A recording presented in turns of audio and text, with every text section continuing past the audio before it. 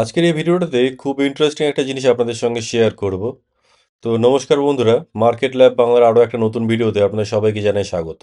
তো এটা আপনার একটা নিফটি ফিফটির আপনার 3 মিনিট টাইম ফ্রেমের একটা চার্ট আপনি দেখতে পাচ্ছেন। তো এখানে যদি দেখেন যে গত শুক্রবার যখন মার্কেট ক্লোজ করেছে, সেখানে আপনার একটা খুব ন্যারো রেঞ্জের মধ্যে মার্কেটে আপনার একটা কনসলিডেশন দেখতে পাবেন। ঠিক আছে? তো এখানে যদি ক্লোজিং আমি দেখি, তো দেখুন এরকম একটা ছোট রেঞ্জের মধ্যে মার্কেট আপনার কনসলিডেট করেছে।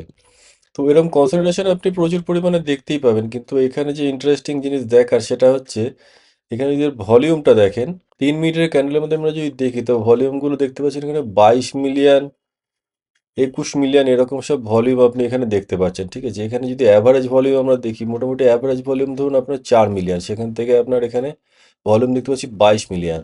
তার মানে মোটামুটি ধরুন আপনার প্রায় 5 গুণ মতন ভলিউম চলে এসছে হচ্ছে আপনার লাস্ট 30 মিনিটের মধ্যে।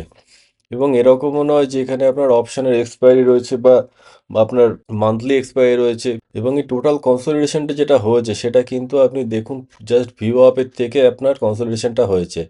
আমি যেটা দেখি, যেটা মনে হচ্ছে আমার, যে এখান থেকে আপনার একটা বড় পরিমাণে কোয়ান্টিটি আপনার অ্যাকুমুলেশন তৈরি করা হচ্ছে। মানে নিচের থেকে ধরুন কোনো একজন আছে যে কিনা আপনার যত অর্ডার আছে সেই অর্ডারগুলো আপনার অ্যাবজর্ব করছে। ধরুন এইখানে দেখুন ভিউ অ্যাপ থেকে আপনার এত বড় একটা উইক দেখতে পাচ্ছি, তারপরে দেখুন আপনার নিচের থেকে কন্টিনিউয়াস আপনার একটা অ্যাবজর্পশন দেখতে পাচ্ছি আমরা। মানে কেউ একজন রয়েছে এখান থেকে যারা কিনা নিচের থেকে ক্রমশ আপনার বাইং করে যাচ্ছে, এবং সেটা হচ্ছে ঠিক আপনার ভিউ অ্যাপের ওপরে। শুধুমাত্র আপনার নিফটি নয়, যদি ব্যাংক নিফটিও দেখি, ব্যাংক নিফটিতেও কিন্তু আমি একই রকম সিনারিও দেখতে পাবো। দেখুন ব্যাংক নিফটিতেও আপনার জাস্ট ভিউ অ্যাপের ওপরেই লাস্ট আপনার 30 মিনিট, মানে 3টের থেকে কিন্তু আপনার টোটাল 3টে 30 অবধি এরকম একটা অ্যাবজর্পশন আমি দেখতে পাবো। এবার যদি আমি বড় বড় স্টক যদি দেখি, ধরুন এখানে আপনি আরও একটা ইন্ডেক্স দেখাচ্ছি, ধরুন নিফটি আইটিতেও কিন্তু আপনার দেখুন লাস্ট 30 মিনিটে এরকম একটা বড় ভলিউম আমরা লক্ষ্য করতে পারছি।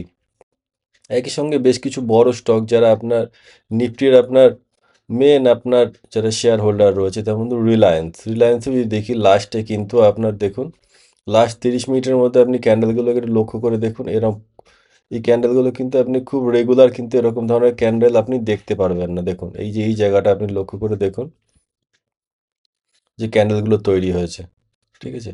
এবং একই সঙ্গে দেখার এই ভলিউমগুলো, এই ভলিউম কিন্তু নর্মাল যে ভলিউম তার থেকে কিন্তু প্রচুর বেশি পরিমাণে হিউজ ভলিউম এখানে এসছে।